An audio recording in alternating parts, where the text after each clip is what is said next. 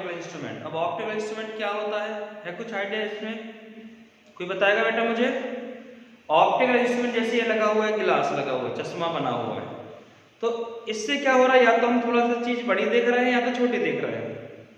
किसी चीज को बड़ा देखना या तो किसी चीज को छोटा देखना, या किसी चीज को लार्ज देखना या दूर की चीज को देखना। तो ये है लेंस का प्रैक्टिकली यूज ऑप्टिकल इंस्ट्रूमेंट। सबसे पहले आता है simple microscope. Simple microscope means होता है रीडिंग लेंस जिसमें सिर्फ एक कॉन्वेक्स लेंस हो, जिसमें सिर्फ एक कॉन्वेक्स लेंस हो, उसको बोलते हैं simple microscope means reading lens. अब उसका डायग्राम देखो। अब देखो सिंपल माइक्रोस्कोप का डायग्राम, ये हमारे पास में कोई ऑब्जेक्ट है AB है ऑब्जेक्ट, उसको मैं लेंस के सामने रखा, जैसे चौक हो गई ऑब्जेक्ट, मान लो एक कॉन्वेक्स लेंस है, इसके सामने रखा ऑब्जेक्ट इस टाइप से, ऐसा रखा। इमेज कहाँ बनेगी हमारी? रेटिना पे बनेगी ना, आई पे इमेज बनेगी रेटिना पे। ये है AB ऑब्जेक्ट। जब ये रेज यहाँ से प्रिंसिपल एक्सिस के पैरेलल जाएगी तो कहाँ पे जाएगी? फोकस से। कौन सा फोकस है, फर्स्ट की सेकंड? उसके बाद फिर एक रे पोल से जाएगी, वो बिना डेविएट होकर निकल जाएगी सीधी। अब आपका ध्यान रखना, ये दोनों रेस आपस में पैरेलल नहीं है, ये आपस में पैरेलल नहीं, ये मतलब कहीं ना कहीं मिलेगी। मिलेगी कहाँ? बहुत दूर मिलेगी। तो उनके दूर मिलने के पहले इनकी एक वर्चुअल इमेज, ये वाली रे यहाँ मिली और इसको, इनकी एक वर्चुअल इमेज हमारे आई पे बन जाती है, या हमारी आंख है, हमारी आई पर इनकी एक वर्चुअल इमेज मिल जाएगी। यहां तक क्लियर है? पहले ये वाली इमेज मिल जाएगी, सीधी इमेज बनेगी।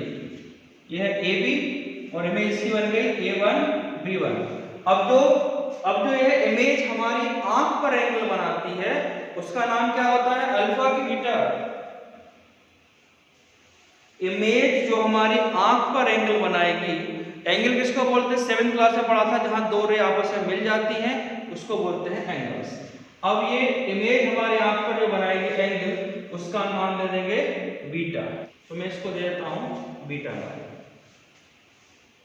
बीटा वाला कंसेप्ट क्लियर है?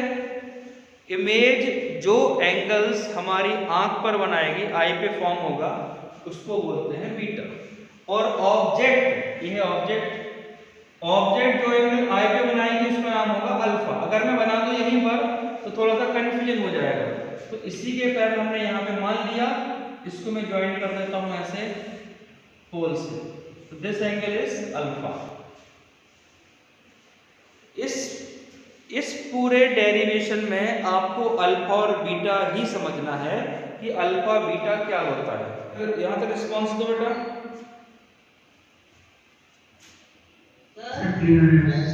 हाँ मोनिका बोलो। अल्फा कौन सा वाला एंगल था आपने? अल्फा बनाती है ऑब्जेक्ट है, जैसे ये है ऑब्जेक्ट, मान लो ये चौक है ऑब्जेक्ट ने हमारी आंख पे एंगल बना दिया अल्फा। ये मुझे क्या है दिख रही होगी, तो ये एंगल हो गया अल्फा। अब बीच में लगा दिया लेंस। अब इसकी बन रही इमेज, इसकी इमेज हमारी आंख पे जो एंगल बनाएगी वो बीटा है। ठीक है? Okay sir. और आपको यही पहचानना है, देखो ये इमेज, ये एंगल बना ली बीटा, इसी के हमें थोड़ा करस्पॉन्डिंग थोड़ा सा पैरेलल बना ली साइड, ये मैथ सब जानते हैं, तो ये हो जाएगा यहां से अल्फा। ऑब्जेक्ट का एंगल अल्फा, इसको कई बार रिपीट करो आप लोग।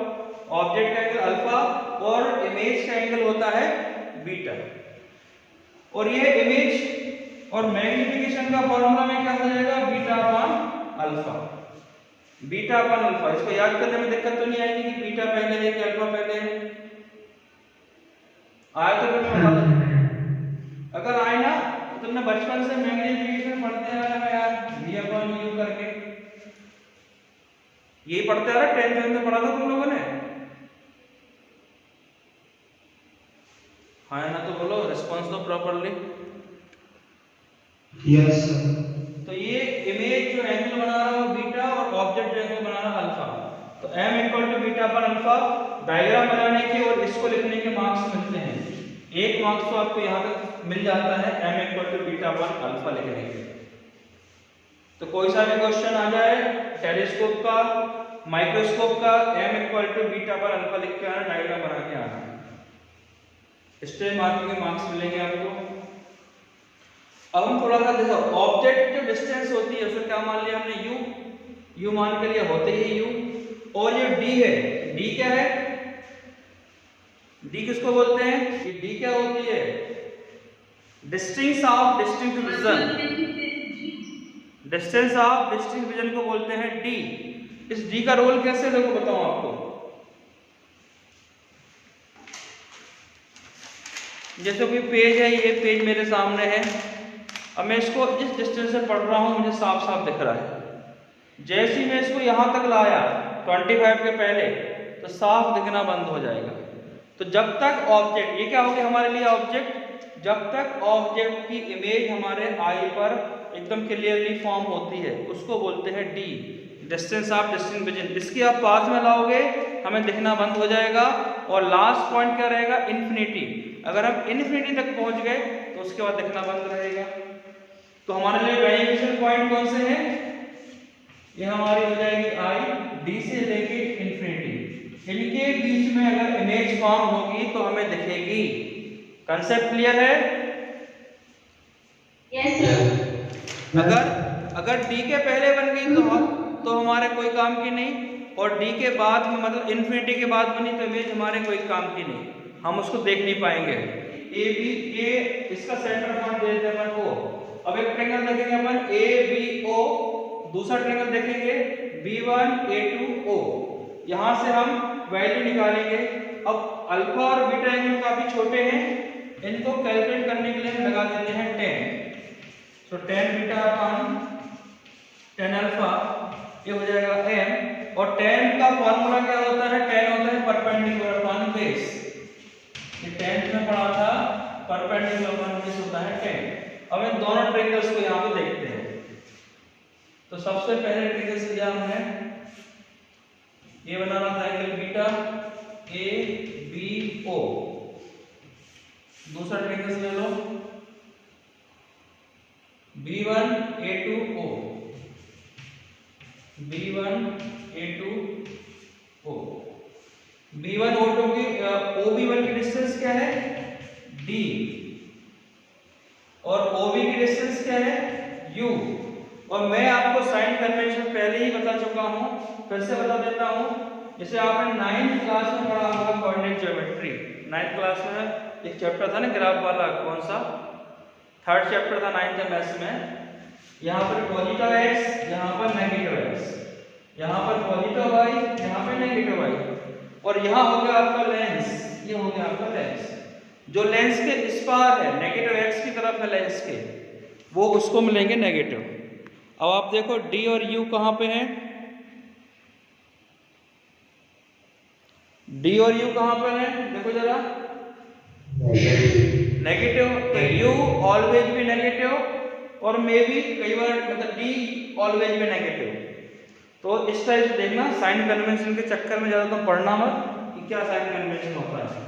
9th क्लास की ज्योमेट्री बनाना, जो उस पार है लेंस के पॉजिटिव एक्स वो रहेगा पॉजिटिव, जो नेगेटिव में है वो रहेगा नेगेटिव, और जो जाएगा प्लस वाई की तरफ डायरेक्शन होगा वो पॉजिटिव, जो नेगेटिव वाई की तरफ होगा वो negative.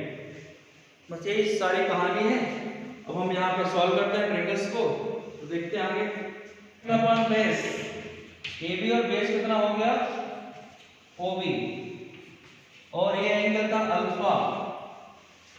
So tan alpha equal to यहाँ का परपेंडिकुलर अपॉन बेस, बेस में हो जाएगा OB1, इसको तो tan बीटा निकल गया था AB upon OB, perpendicular upon base, tan alpha आया था AB परपेंडिकुलर अपॉन बेस, और ये इत्तेफाक से A2 B1 और A1 B1 ये हमने कंस्ट्रक्शन से इक्वल बनाए थे, ये दोनों सेम थे। तो AB इक्वल टू कितना हो जाएगा A2 B1।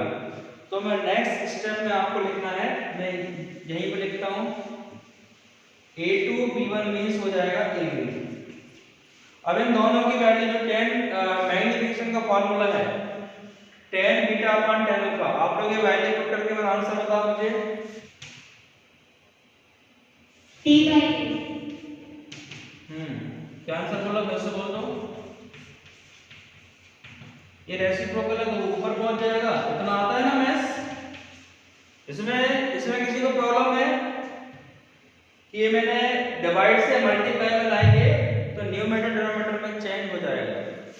ये दोनों यहाँ से कैंसिल हो गए, बचा OB1 अपॉन OB। OB1 कितना था, D अपॉन U। अब साइन कन्वेंशन की बात कर लेते हैं अपन। साइन कन्वेंशन क्या रहेगा, -2 प्लस D भी नेगेटिव U भी नेगेटिव, ये दोनों नेगेटिव हो गए तो मैग्नीफिकेशन मिलेगा आपको D अपॉन U। और D की वैल्यू होती है 25 सेंटीमीटर। D की वैल्यू होती है 25 सेंटीमीटर। U आपको पता है ऑब्जेक्ट आपने कितनी दूर रखी है। क्वेश्चन देंगे तो आप ये निकाल सकते हैं कि कितनी मैग्नीफाइड इमेज बनी है। ये फर्स्ट केस था जब ऑब्जेक्ट कहां पर है। इसमें देखो फोकल लेंथ नहीं है, इसमें फोकल लेंथ नहीं है तो हम क्यों ना इसको फोकल लेंथ के टर्म में भी लेके आए। अब इसमें m का फॉर्मूला d अपॉन u तक हम पहुंच चुके थे, इनके साइन भी रखे थे माइनस माइनस हो गया प्लस। अब हम बनते हैं फर्स्ट केस पे आते हैं। और जब इमेज कहां बन रही है, d पे बन रही है। इमेज d पे बनना मतलब क्या होता है, v equal to d put करना, v इक्वल टू d। और d कैसा होता है, नेगेटिव। तो जब इमेज बन रही है d पर तो ये लिख दिया मैंने v की जगह -g और ये आ गया 1 अपॉन u। यहां तक क्लियर है। Image form at d, image d पे बन रही है तो v की जगह रख दिया हमने -g। d माइनस में होता है। जल्दी बोलो रिस्पांस तो फटाफट। ठीक है। अब हमारे पास फार्मूला था m equal to d upon u का था, तो मैं चाह रहा हूं क्यों ना इसमें m आ जाए। तो m आने के लिए यहाँ d की कमी है तो मैं d को यहाँ ले आता हूँ। अब क्वेश्चन उठता है d यहाँ क्यों लाए। जो कर रहा हूँ मैथमेटिक्स में सबके साथ सेम करो। तो मैंने multiplying by both side d, तो मैं d का मल्टीप्लाई दोनों तरफ कर दिया है। और u ऑलवेज भी नेगेटिव, u नेगेटिव होता है। ठीक है, तो नेगेटिव नेगेटिव हो जाएगा पॉजिटिव और ये कैंसिल होकर बचेगा -1, ये -1, ये d अपॉन u और ये d अपॉन f। अब यहाँ d का मैंने मल्टीप्लाई किया है, वो नेगेटिव साइन नहीं लाएंगे अपन, वो एक कांस्टेंट की तरह मल्टीप्लाई किया है बोथ साइड। और नेगेटिव साइन लाओगे भी तो कॉमन लेंगे, कैंसिल आउट हो जाएगा। क्या मैं m, क्योंकि d अपॉन u क्या था, m था।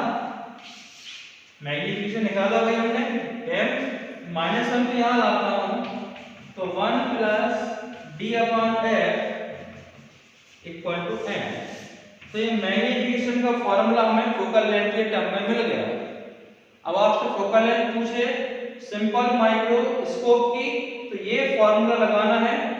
d की वैल्यू पता है या मैग्नीफिकेशन देगा, दो में से कोई एक वेरिएबल अननोन करेगा। और फोकल लेंथ पता है तो पावर निकाल देंगे। फोकल लेंथ का पावर का फॉर्मूला 1/4 फोकल लेंथ। ऑब्जेक्ट कहां पर हो, d तक हो या कहां तक हो, इन्फिनिटी तक हो, इसके बीच में कोई भी इमेज बनेगी ना तो वो हमारे काम की रहेगी।